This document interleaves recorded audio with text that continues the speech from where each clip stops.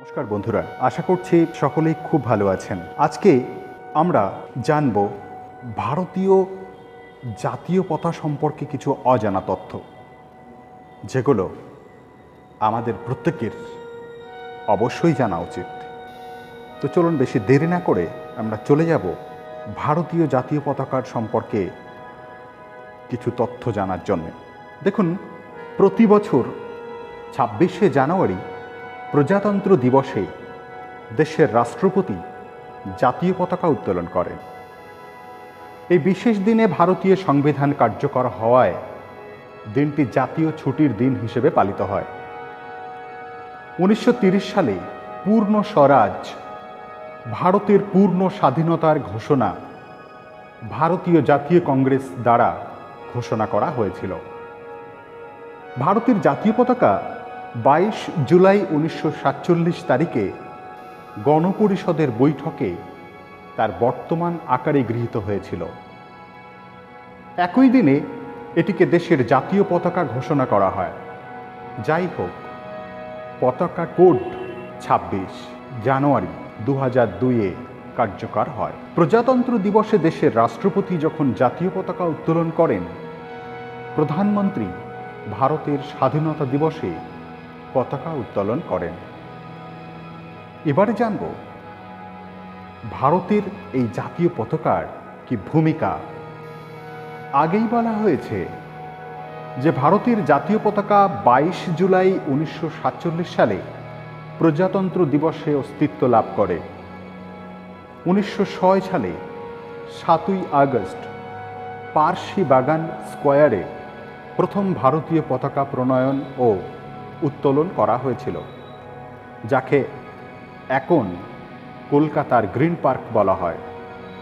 দ্বিতীয় ভারতীয় পতাকা ১৯০৭ সালে প্যারিসে উত্তোলন করেছিলেন মাদাম ভিকাজি কামা।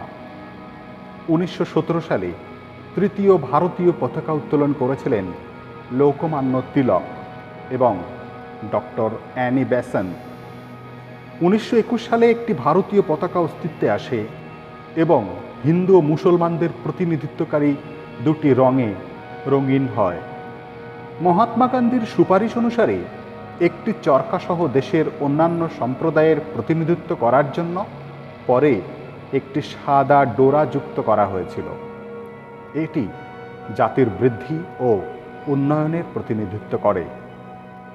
১৯৩১ সালে একটি রেজলিউশন পাস করা হয়েছিল, যার মতে ভারতের একটি তিরঙ্গা জাতীয় পতাকা থাকতে পারে।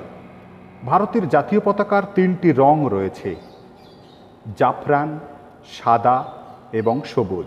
মাঝখানে মহাত্মা গান্ধীর চরকা সহ। পরবর্তীতে ২২ জুলাই ১৯৪৭-এ ভারত স্বাধীন হওয়ার পর এবং পূর্ণ স্বরাজ প্রতিষ্ঠিত হয়, ভারতীয় পতাকাটি ডোরাকাটা এবং মাঝখানে অশোক চক্র সহ গণপরিষদ দ্বারা আলিঙ্গন করা হয়।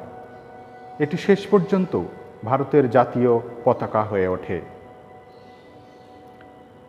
জাতীয় পতাকা সম্পর্কে আকর্ষণীয় কিছু তথ্য। ২২ জুলাই ১৯৪৭-এ ভারতীয় পতাকা গৃহীত হয়।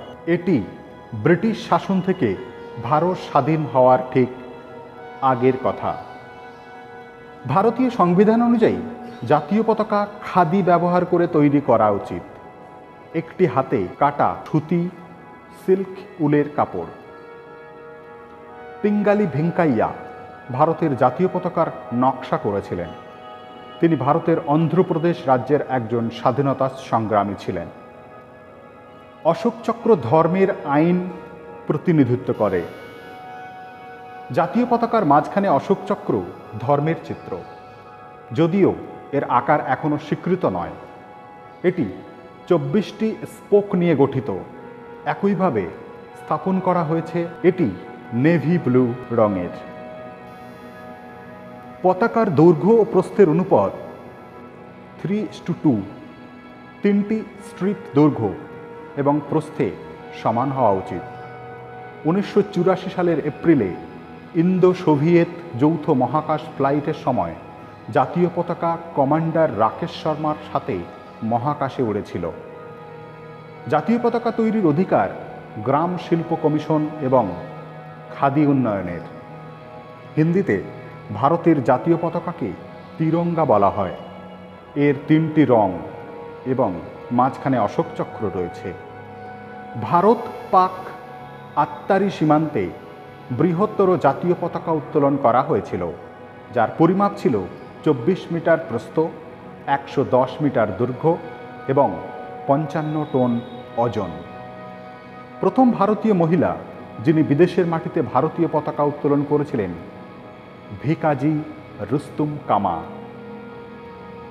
ভারতীয় পতাকার 3টি রং বিভিন্ন দিক নির্দেশ করে। জাফরান রং সাহস ও ত্যাগের প্রতিনিধিত্ব করে। সাদা সত্য, বিশুদ্ধতা এবং শান্তির প্রতিনিধিত্ব করে। সবুজ সমৃদ্ধির প্রতিনিধিত্ব করে। সকলকে নমস্কার এবং অনেক অনেক ধন্যবাদ।